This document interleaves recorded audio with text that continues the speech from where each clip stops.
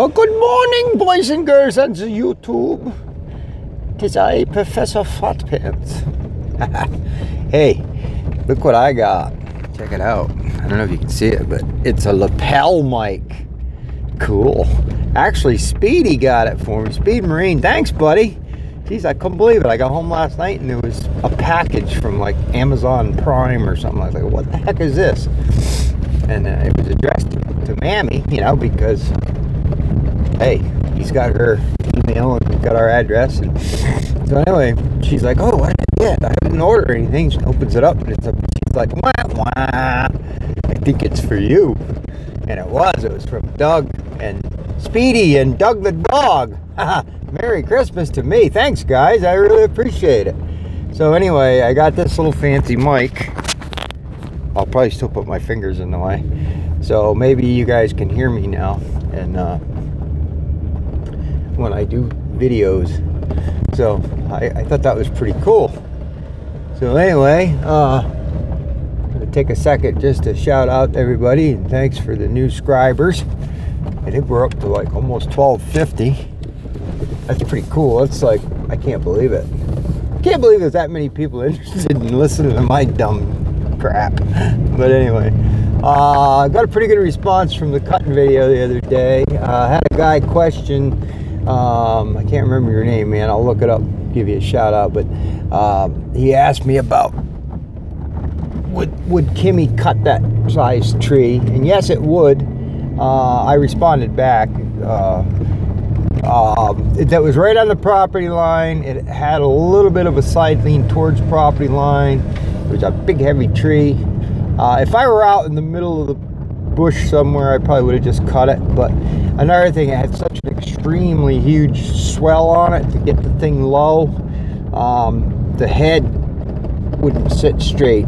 To get it sit straight, it had to cut it above the swell. And that was really nice, probably a veneer butt or close to it. A really nice prime slack log butt, so I didn't want to cut it high, so I just cut it with a chainsaw. And I'll do that every now and then. I'm not going to risk splitting up a $200 or $300 log, you know. So you get that once in a while. But that was a pretty good sized tree. We don't cut a steady diet of that stuff, you know. If we do, you're gonna do more chainsaw work. That's all. But even that though. Even if you got to dump them with the chainsaw, you know, I actually have a video. I was dicing it up, cutting the limbs and tops off it with the machine. I don't mind cutting them big ones. They're fun, you know. So you might have a few of them a day that you'd rather get out and cut.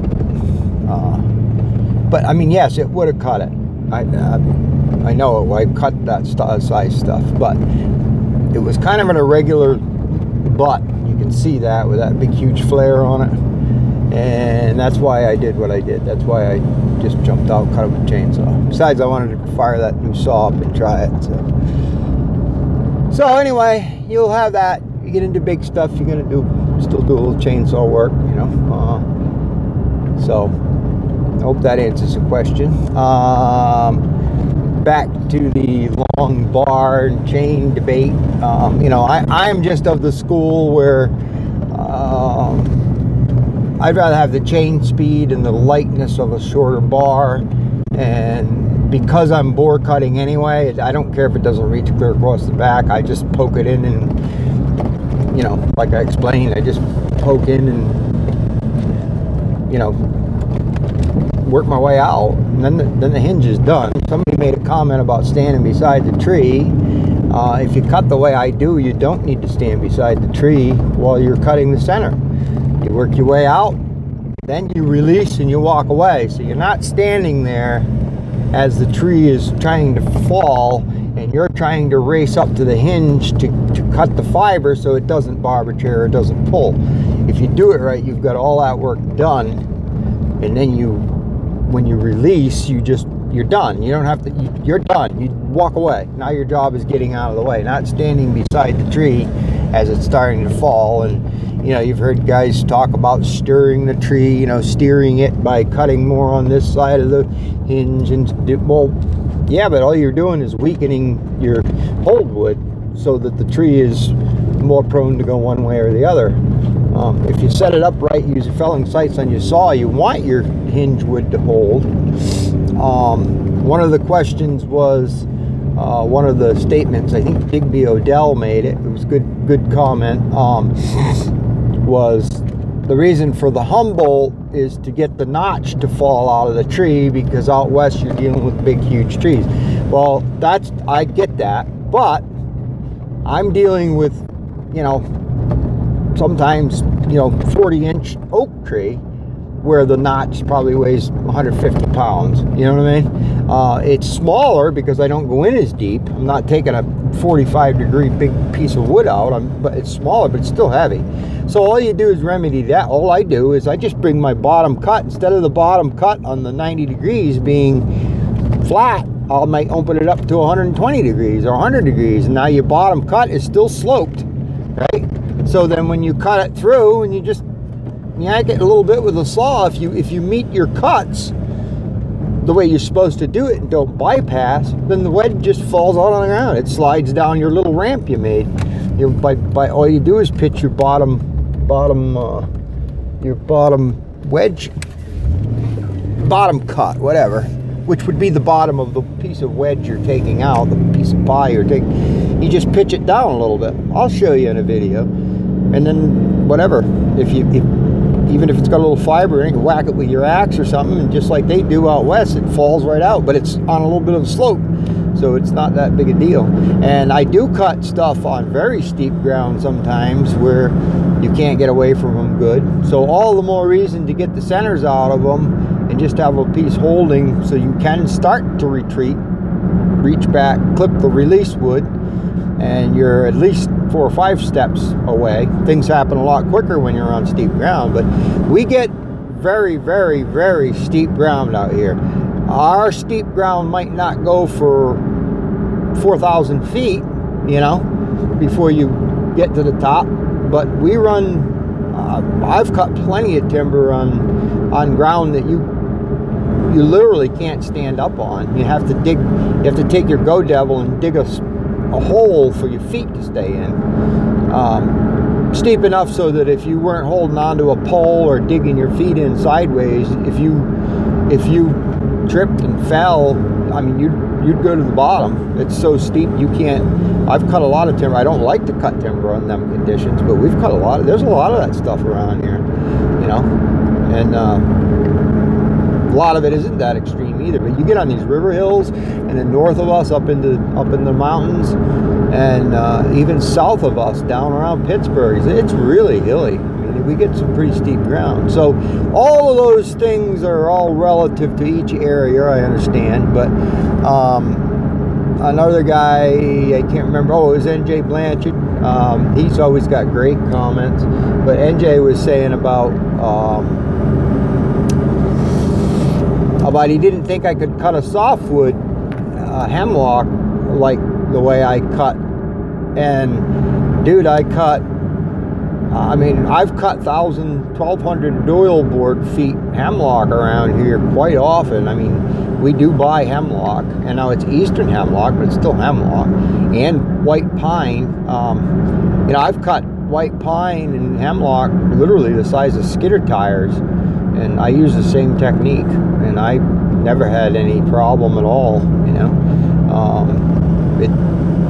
That's actually less prone to barber chair than hardwood, you know, because hardwood fiber is just tough. I mean, oak fiber is strong stuff, you know, so you want to make sure you have your hinge down to the proper size or it will split, you know.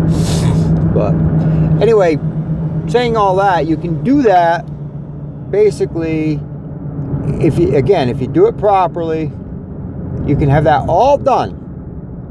Now, the worst thing that happens sometimes if you got a real hard leaner, you know, the second you cut your release wood, and that's why somebody once asked me, it's like, how come you don't just finish up and come out? Well, I do. I did that in that video the other day because that tree wasn't pulling that bad and everything else.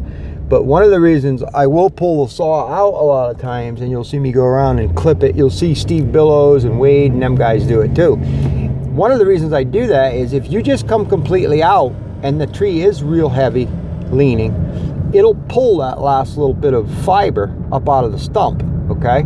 And when it does that, if your saw's in the kerf, it'll take your saw right with you, right with it. So what you do to prevent that from happening is pull your saw out and just bi-level the back cut. Just go off, like you'll see some guys go in like kind of like a 45-degree angle. That's fine. Or even just like an inch or below or an inch above. And what it does is it splits the little, it'll split the fiber, you know, it'll split the grain, and you keep your saw with you. Your saw's on this side of the uncut wood. I don't know if that makes sense, but so that's why I'll do that. And I don't do it all the time. If I don't think the tree's gonna pull that bad, I'll just keep cutting right out of it. But I had a guy comment about that back when me and Alex were back a month and a half ago, whenever Alex first come out. I was showing him some techniques there, and I had a guy say, how come you don't just cut right out the back of the tree, and instead you know, I replied to him, I said I do in a lot of cases. I was just showing Alex, like, you know, kind of what to expect and what not to expect. But I've had that happen on doing steep ground hills, you know, steep ground and big trees hanging out over the hillside. And I mean, I didn't destroy a saw, but I'm lucky I didn't. It stayed in the stump. The fiber that pulled, I mean, that tree went 150 foot down the bank. I had to go down, hike down and get my saw. I didn't like that.